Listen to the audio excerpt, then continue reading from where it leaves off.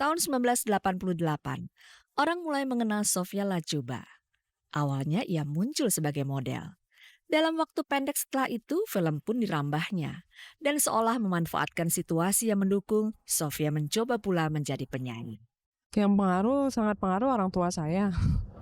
Ya kalau nggak ada orang tua saya, ya saya nggak akan menggeluti bidang inilah gitu. Begitu juga dengan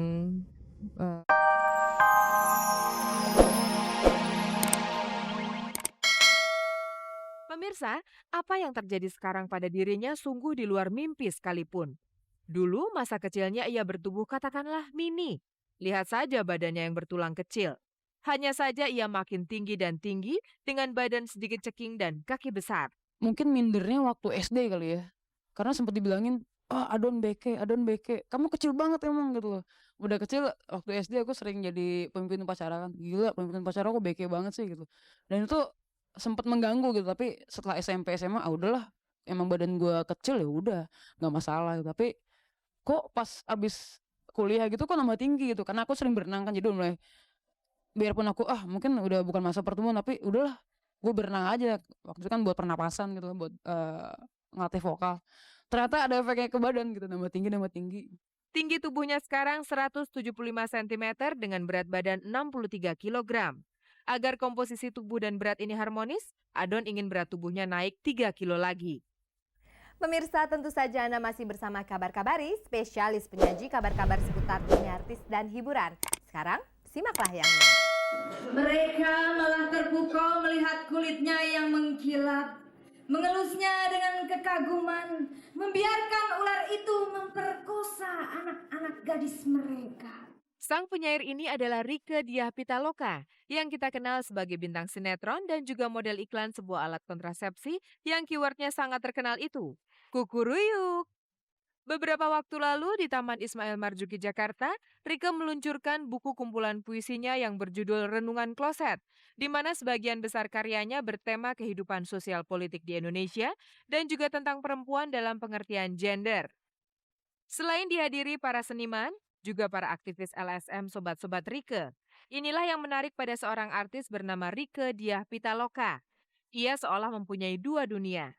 Dunia sinetron yang sangat berorientasi pasar dan dunia kesenian serius utamanya puisi serta komunitas LSM di mana Rieke bergabung di dalamnya untuk bersama-sama para aktivis memperjuangkan atau mengangkat masalah-masalah sosial dan juga politik negeri ini.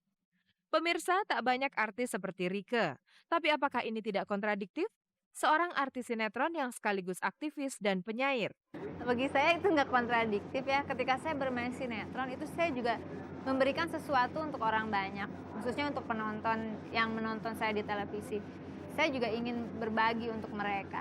Bahkan ketika saya mengiklankan kondom gitu ya, itu saya ingin berbagi sama mereka, memberi sesuatu pada mereka, betapa pentingnya zaman sekarang ini yang namanya kondom gitu ya. Sebuah barang kecil itu meskipun untuk orang yang sudah berkeluarga sekalipun itu penting menurut saya. Karena kalau tidak salah tahun 2001 ini jumlah penderita AIDS itu sekitar 120.000 berapa gitu kan, udah cukup angka yang luar biasa. Dan itu yang menderitanya tidak hanya orang yang bekerja sebagai pekerja seks, tapi juga ada yang orang yang hidup dalam rumah tangga biasa, bahkan ada anak kecil kan. Kesadaran seperti ini ada pada diri Rieke. Refleksinya kemudian jatuh pada tema-tema sinetron yang dibintanginya.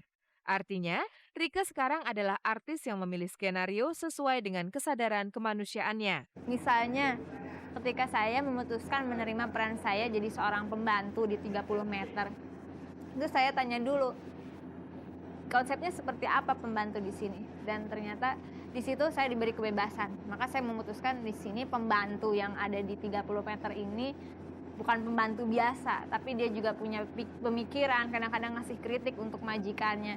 Bahwa di situ yang membedakan antara majikan dan si pembantu itu hanya status sosialnya aja.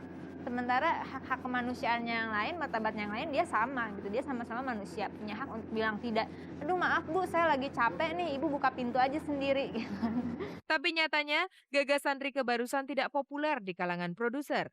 Rike sendiri menerima kenyataan itu dengan lapang dada karena ia tahu mengubah paradigma memang tidak mudah. Saya juga tidak memungkiri dalam dunia entertain ada dua hal yang saya kejar. Yang pertama, saya memang mencari uang biar dapur saya ngebul gitu. Terus yang kedua, saya juga mencari kepuasan batin. Bagaimana saya berusaha berakting memberikan yang terbaik meskipun sampai sekarang belum banyak produser yang percaya pada saya untuk memberikan peran-peran yang benar-benar memiliki karakter yang luar biasa gitu.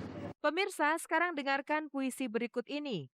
Judulnya Note, isinya hanya 4 baris dan dibuat Rike di rumahnya di Tebet, Jakarta Selatan, tanggal 24 Juni 2001. Saya persembahkan untuk semua pemirsa Kabar Kabari. Ini penting untuk kalian semua.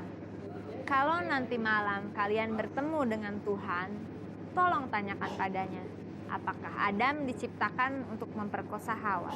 Tolong jelaskan dong Rike, apa sih maksud puisimu tadi? Sistem masyarakat di sini, bagaimana lelaki itu adalah segalanya.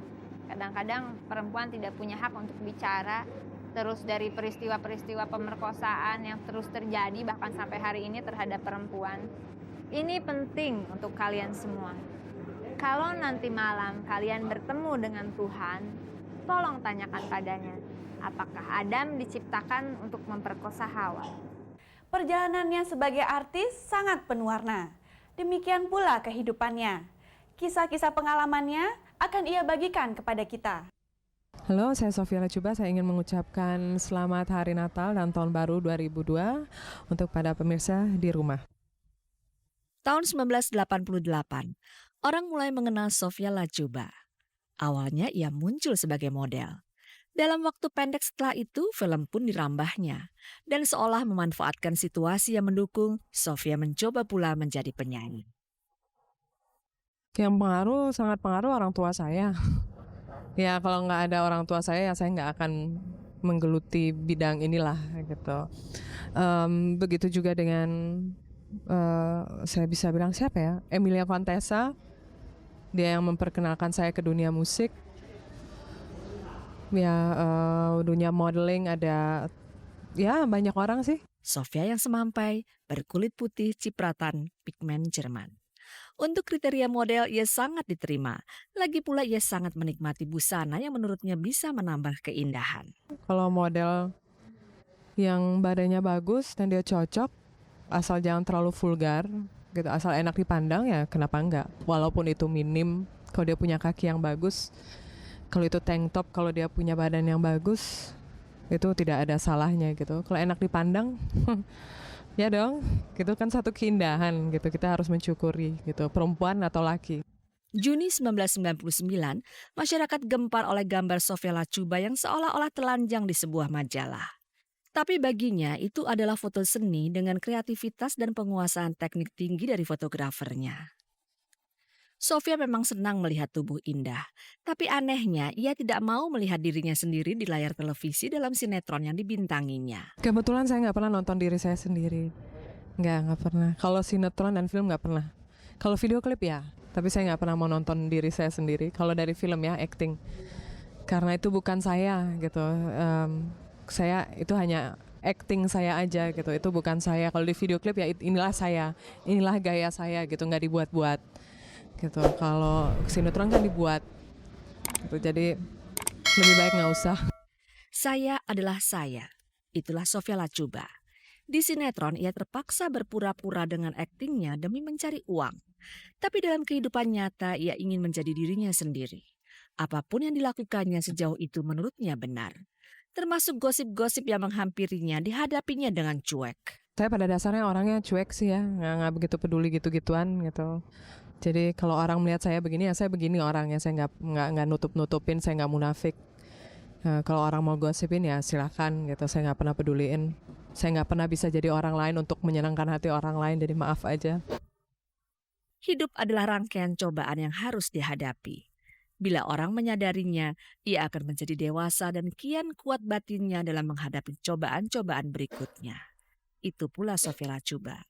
Satu demi satu peristiwa buruk menimpanya. Itu kan perjalanan hidup gitu. Semakin banyak pengalaman ya semakin membantu saya untuk menghadapi apa yang saya harus hadapi gitu. Jadi menurut saya mau pacaran sama siapa di masa lalu, atau saya pernah married, saya punya anak, sekarang saya tinggal sendiri, itu hanya menguatkan diri saya aja gitu. Jadi saya kalau disuruh balik lagi ke masa SMA gitu, saya bilang sorry gitu. Saya lebih kuat sekarang, saya lebih mapan sekarang, saya lebih berani sekarang untuk menghadapi apa-apa. Jadi semua